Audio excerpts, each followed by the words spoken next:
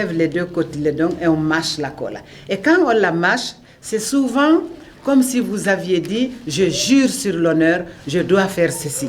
Je jure sur l'honneur, je dois faire cela. Donc la cola, elle vous accompagne depuis la naissance jusqu'à la mort. Les premiers Peuls ont utilisé ça. Il y avait deux artistes qui faisaient ça. Il y a celui qui attache, qui a de l'art. Mais il y a aussi le slammer qui accompagnait celui qui attache. C'est extrêmement important. Quand je dis ça aux jeunes, ils disent « Ah bon, je dis, mais oui, moi-même, j'ai tellement écrit de slam avant aujourd'hui. » Mais les paquets, ils sont uniques dans le monde. On ne peut pas voir ça ailleurs. Un monsieur de Mali Yembering qui a demandé la main à une fille ici, on voit le paquet en sang. Dieu créa la vache, créa la femme, créa le peul.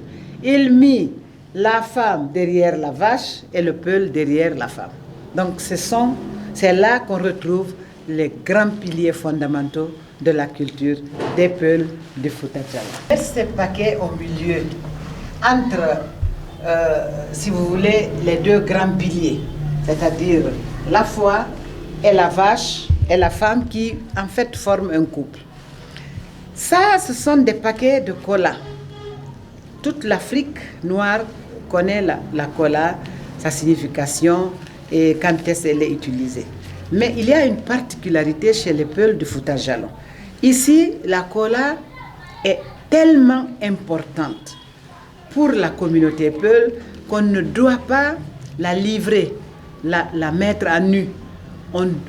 Ils ont créé ces paquets pour contenir la cola, la cacher, la couvrir et la couver. C'est extrêmement important.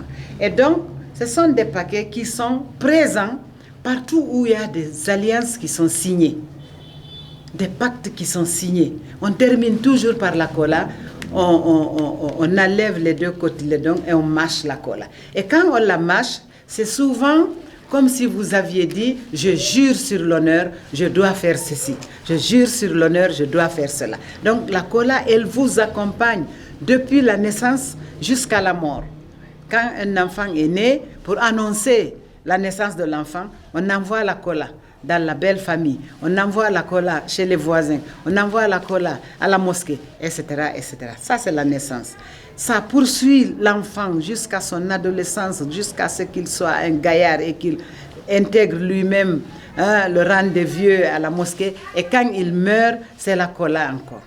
Et au niveau des mariages, au niveau des fiançailles, au niveau des baptêmes et tout, c'est la cola. Donc, chez nous, ici, elle est extrêmement importante. Mais les paquets, ils sont uniques dans le monde. On ne peut pas voir ça ailleurs. Pour que ça contienne de la cola. Non, ailleurs, on met dans autre chose aussi. Il y en a qui utilisent aussi des feuilles, de larges feuilles. C'est très joli, ça décore bien. C'est leur culture. Mais ici, il y a une particularité, même dans les paquets. Parfois, on reconnaît la provenance. C'est-à-dire qu'un monsieur de Mali Yembering qui a demandé la main à une fille ici, on voit le paquet en sang. Ils ont une façon à eux d'attacher. Mais il faut retenir que les premiers Peuls ont utilisé ça. Il y avait deux artistes qui faisaient ça.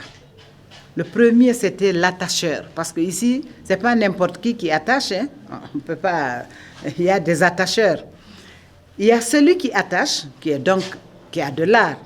Mais il y a aussi le slammer qui accompagnait celui qui attache. C'est extrêmement important. Quand je dis ça aux jeunes, ils disent « Ah bon, je dis, mais oui, moi-même, j'ai tellement écrit de slam avant aujourd'hui. » Donc, le slammer, il devait slammer dans une poésie épique pour parler de la généalogie de celui pour lequel on attache. Et plus tard, de là où la cola là, doit atterrir.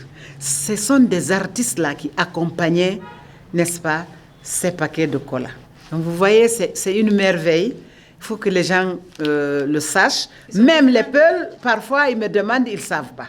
Alors, on doit savoir, parce que c'est ta culture.